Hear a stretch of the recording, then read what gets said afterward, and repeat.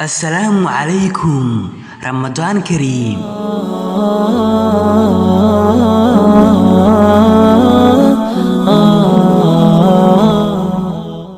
السلام عليكم. haddii aad isweydiin jirtay badanaa maxaa ii xalaa oo nolosheeda ku dabaqa midkaasoo rumaysiin kara riyooyinkeygiioo idil haa walaasheedii ama walaalkeygiiyo maanta waxaan kuu hayaa xalkaasoo ah qiimee naftaada qiimee oo ku kalsoonaa weliba sababtoo ah ma jirto cidna kaasoo kuu imaanaysa kuna dhahaysa naftaada ayaan qiimo u yeeli karaa haa ma jirto balse qofka ka mas'uula waa adiga haa waxa kuu fiican iyo waxaan kuu fiicnaynba qofka yaqaana waa adiga sababtoo ah naftaan Ilaahay subxaanahu wa ta'aala wuxuu kaaga dhigay mid ka mas'uula nafsadiisa haddii ka war nafsadeena aynu sameeyno wax waliba aynu jecelnahay maya Ilaahay saas kuma abuurin Ilaahay nafsadaada wuxuu kugu abuuray waxay tahay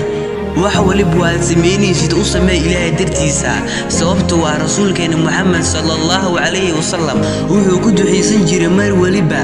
Ilaahay oo halisakan ismaamul hayniin sababtoo ah isma maamul karna Ilaahay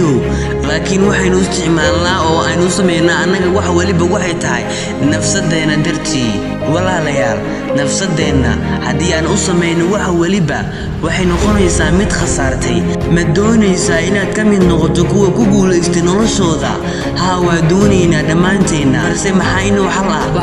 xal ah waxay tahay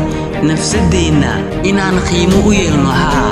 nafsadeena haddii aan u yeelno qiimo oo aan u yeelno meel ay ka bilaabato iyo meel ay ku dhawaataba waxaynu gaaraynaa dhammaanteena guulo fara badan laakiin walaasheedii ama walaalkeygiiyo isku day inaad nafsadaada u yeesho meel ay ka bilaabato iyo meel ay ku dhamaataba yacni qiimee naftaada oo ku kalsoonaaw mar waliba haa u kalsoonaaw والسلام عليكم ورحمة الله تعالى وبركاته. وأولادكم يوسف محمد وإذا نجعل لبدا دارو